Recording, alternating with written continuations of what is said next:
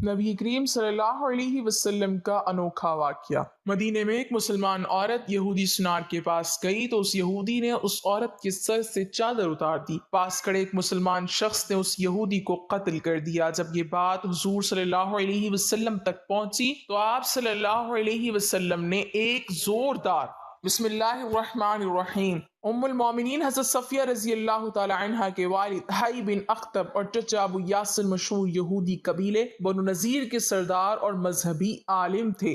उनका ताल्लुक हज़रत हारून अलैहिस्सलाम की नस्ल से था। क्योंकि ये नबी की औलाद में से थे, लिहाजा इस ताल्लुक से तमाम यहूदी उनकी बड़ी इज्जत करते थे, बल्कि यहूदी उलमा उनसे रहनुमाई हासिल करते थे। हज़रत सफिया रज़ी अल्लाह तआला अन्हा की वालदा यहूदी कबीले बनु करीज़ा के रईस की बेटी थी। चुनाचे हज़रत सफिया रज़ी अल्लाह तआला अन्हा नजीबुल तरफीन और नामवर आला यहूदी खानदान से ताल्लुक रखती थी।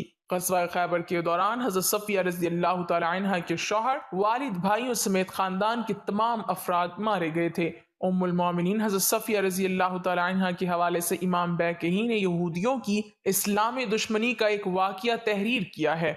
हज़रत सफिया रज़ी अल्लाह तआला अन्हा फरमाती हैं कि रसूलुल्लाह सल्लल्लाहु अलैहि वसल्लम जब हिजरत करके मदीना तशरीफ लाए तो मेरे वालिद और चचा अपनी मुक़द्दस किताब तौरात में मौजूद पेशगोई की तहकीक की गर्ज से मदीना आए। रसूलुल्लाह सल्लल्लाहु अलैहि वसल्लम से तवील गुफ्तगू की। हज़रत सफिया कहती हैं कि जब ये दोनों वापस आए तो मैंने देखा कि ये बड़े उदास, परेशान और मुतफक्किर हैं। मुझे उन दोनों की ज़ाहिरी हालत देख कर तजस्सुस हुआ और मैंने कमरे के दरवाजे से कान लगा कर उनकी बातें सुनी जो इस तरह थी। चचा मेरे वालिद से कहते हैं कि आपको यकीन है कि ये वही नबी हैं कि जिनके आने की खबर और तफसील हमारी मुक़द्दस किताबों में मौजूद है। वालिद कहते हैं, हाँ अबू यासिर, मैं खुदा की कसम खाकर कहता हूँ कि ये वही नबी हैं। जवाब सुनकर चचा के चेहरे पर घबराहट के आसार नुमाया होते हैं।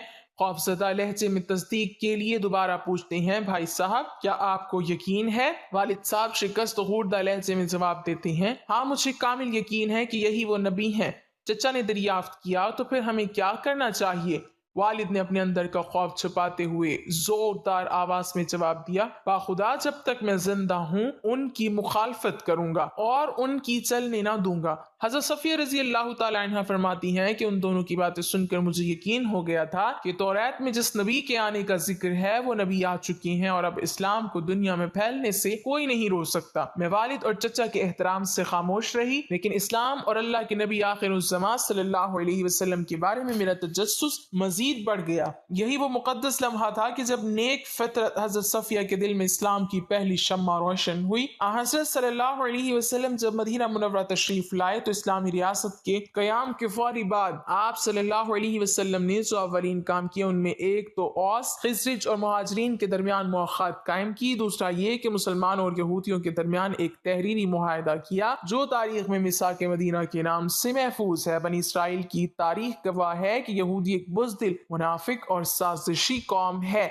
चुनांचे उन्होंने मुआहिदा तो कर लिया, लेकिन जल्द ही ये एहसास भी हो गया कि ये मुआहिदा उनके तमाम नाजायज और गैर कानूनी कामों की राह में बहुत बड़ी रुकावट है। सूदी कारोबार समेत तमाम लेन देन के नाजायज तरीकों की बंदिश, शराब की दरामद में रुकावटों के बाइस, नए खानों का उजड़ जाना, जादू टोने और शहर के खिलाफ मुजाहिमत, नापाक कमाई और हराम खोरी के जरिए हासिल शुदा रकम को कानूनन ममनू करार देना इस्लामी रियासत के वो इक़दाम थे जिनमें यहूदियों को अपनी माशी, मालियाती और समाजी मौत नजर आने लगी थी। फिर अंसार मुहाजिरीन के दरमियान भाईचारे की फिजा ने यहूदियों की लड़ाइयों और तमाशा देखो की पॉलिसी को भी बेअसर कर दिया। यहूदी तो पहले ही से हज़रत सल्लल्लाहु अलैहि वसल्लम की बाइसत को पसंदीदा नजरों से नहीं देखते थे, लेकिन मीसाक मदीना के बाद जो हालात पैदा हो रहे थे वो आयशो इशरत की हामिल, उनकी शातिराना तर्ज हयात के बरखिलाफ थे। लेकिन इस मुआहिदे की तमाम शराइत यहूदियों ने कबूल की। दरअसल वो हज़रत सल्लल्लाहु अलैहि वसल्लम को एक ऐसे रईस कौम के तौर पर देखना चाहते थे जो सिर्फ और सिर्फ अपने गिरोह के मफाद से सरोकार रखें और यहूद के मामलात में मुदाखलत न करें। प्यारे नबी हज़रत मोहम्मद सल्लल्लाहु अलैहि वसल्लम से जालिम यहूदियों ने कैसे गद्दारी की और इन धोखाबाज यहूदियों का कैसा खौफनाक अंजाम हुआ, आज की इस वीडियो में आपके साथ ये अनोखा वाक़या शेयर करेंगे और आपको ये भी बताएंगे कि यहूदियों के साथ इस जंग में फरिश्तों ने भी हथियार क्यों बांधे हुए थे, बल्कि ये जंग इतनी खतरनाक हुई कि फरिश्तों کے سردار حضرت جبرائیل علیہ السلام بھی جب تشریف لائے تو حضور صلی اللہ علیہ وسلم کو کیا راز بتایا۔ آج کا یہ قصہ ناظرین سیرت کی کتابوں میں یوں بیان کیا جاتا ہے کہ نبی کریم صلی اللہ علیہ وسلم نے مدینہ آتے ہی مدینہ کے انصار اور مہاجرین کے درمیان مواخات بھائی چارہ قائم کیا اور یہود کے مختلف قبائل کے ساتھ معاہدے کر کے مدینے کا ایک 51 سکوں پر مبنی میثاق مدینہ لکھا، جو مدینہ کا ایک آئینی ڈھانچہ تھا جس میں تمام شہریوں کے حقوق متعین کیے گئے تھے۔ یہ دنیا کا پہلا مکمل تحریری آئین تھا۔ باقی جو بھی آئین بیان کیے جاتے ہیں ان میں صرف بادشاہوں کے حقوق بیان کیے گئے ہیں، شہریوں اور ریاست کے حقوق و فرائض کا تعین نہیں کیا گیا۔ یہود کی سیرت و فطرت جو قرآن نے سورۃ بقرہ سے شروع کر کے پورے قرآن میں جگہ جگہ بیان کی ہے، وہ غداری و بدعہدی کی شرمناک داستان ہے جو انہوں نے حضرت موسیٰ علیہ السلام کے ساتھ بھی بار بار دہرائی، جبکہ ان پر ایمان بھی رکھتے تھے اور ان کے موضوع کا کمایا کھا بھی رہے تھے، تان و تشنیع بھی کرتے جا رہے تھے، یہاں تک کہ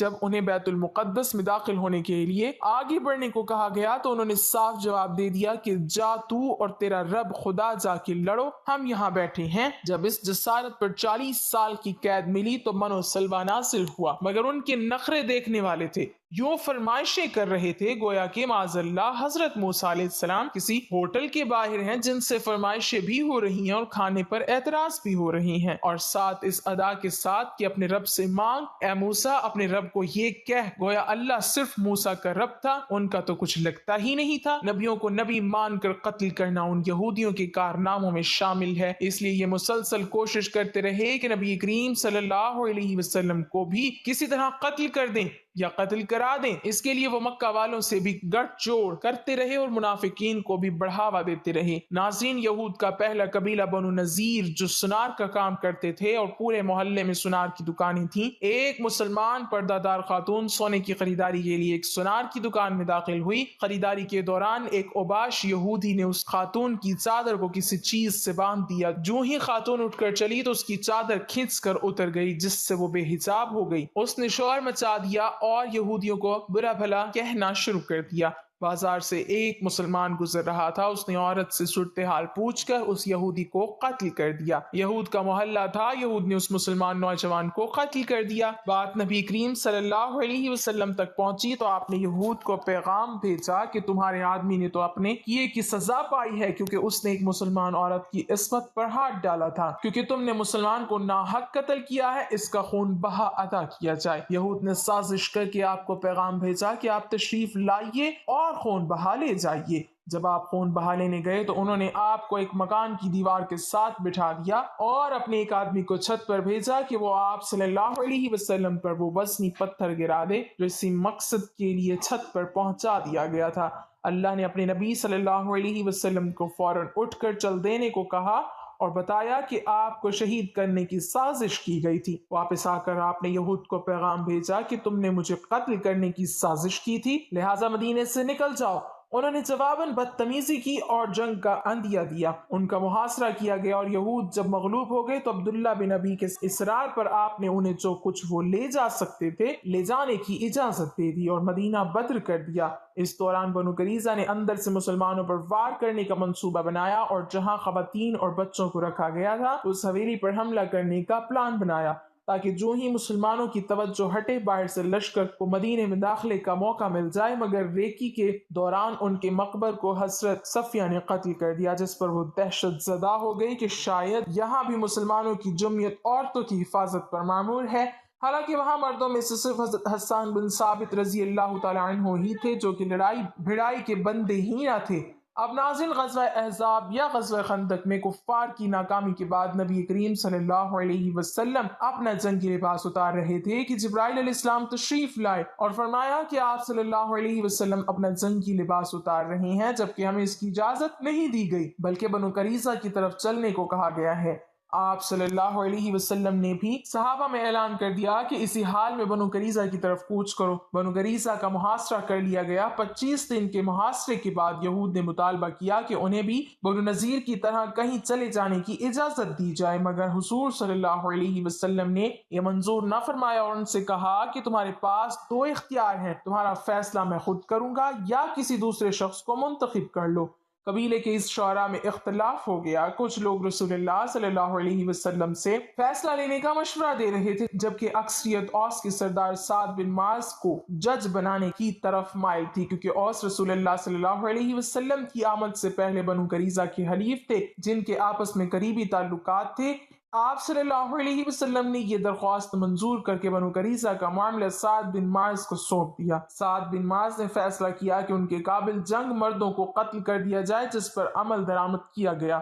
اصولاً یہ فیصلہ حضور صلی اللہ علیہ وسلم نے کیا ہی نہیں تھا، بلکہ بنو قریظہ کے اپنے منتخب کردہ ثالث کا فیصلہ تھا، جو ان کو رہا بھی کر سکتے تھے اور ملک بدر بھی، مگر حقیقت یہ ہے کہ یہ آسمانی فیصلہ تھا جو کہ ٹھیک اللہ کی سنت کے مطابق تھا، جو وہ اپنے رسولوں کے معاملے میں اختیار کرتا ہے۔ ناصرین، نبی رحمت صلی اللہ علیہ وسلم کے ہاتھ سے یہود نے اپنا معاملہ لے کر سعد بن معاذ کے ہاتھ میں دے دیا۔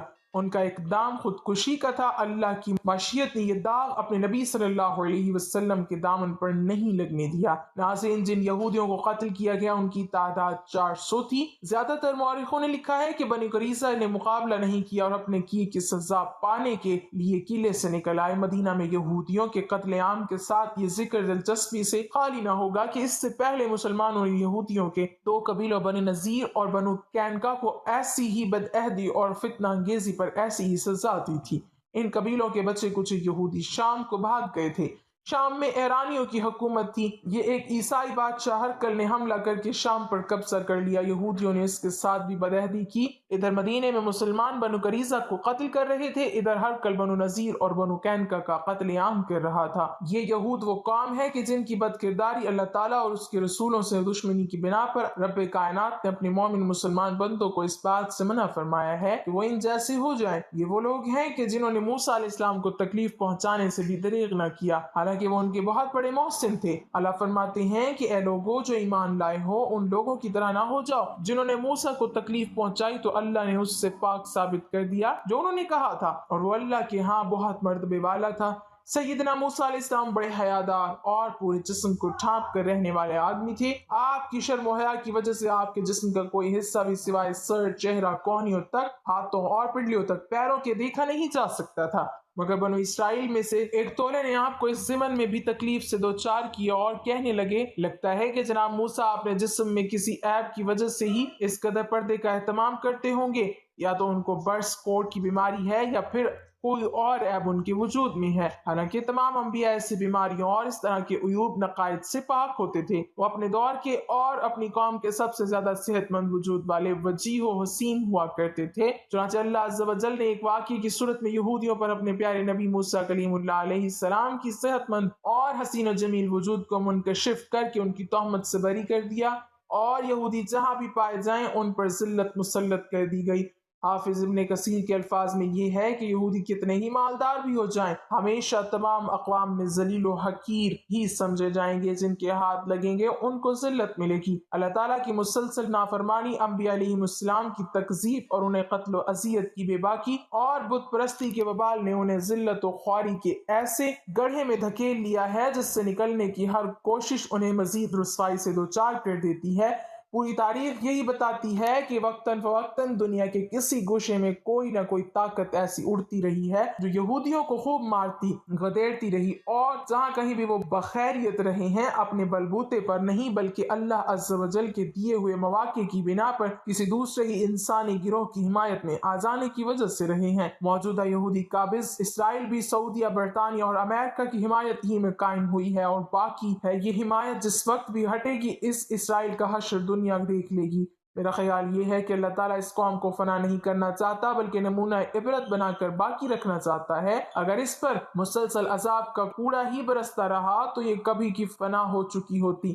اللہ تعالیٰ نے اپنی حکمت سے ان کے باقی رہنے کا یہ انتظام کر دیا ہے، کہیں وہ پیٹی جاتی ہے تو کہیں اسے پناہ بھی مل جاتی ہے۔ اسی طرح 2500 برس سے وہ اس میں نہ مرے گا اور نہ جیے گا کہ مستحق اس دنیا میں جیے جا رہی ہے۔ حضرت سیدنا ابو ہریرہ رضی اللہ تعالیٰ عنہ بیان کرتے ہیں کہ نبی کریم صلی اللہ علیہ وسلم نے فرمایا، قیامت قائم نہ ہوگی مگر یہ ہے کہ اس سے پہلے مسلمان یہودیوں سے آخری معرکہ لڑیں گے، پھر مسلمان ان کو قتل کرتے چلے جائیں گے، حتیٰ کہ یہودی اگر کسی پتھر یا کسی درخت کی آڑ میں چھپا ہوگا تو وہ پتھر اور درخت بول اٹھے گا، اے مسلمان، اے اللہ کے بندے، یہ میرے پیچھے ایک یہودی چھپا بیٹھا ہے، ادھر آ اور اس کو قتل کر دے سوائے شجر غرقد کے۔ وہ نہیں بولے گا، اس لیے کہ وہ یہودیوں کا درخت ہوگا۔ غرقد ایک کانٹے دار درخت ہے جو بیت المقدس کی طرف بہت ہوتا ہے۔ دعا کرتے ہیں کہ اللہ پاک پوری امت مسلمہ کو یہودیوں کی سازشوں سے محفوظ فرمائے، آمین اللہم آمین یا رب العالمین۔ ناظرین، کمنٹ باکس میں اللہ تعالیٰ کے 99 ناموں میں سے ایک نام ضرور ٹائپ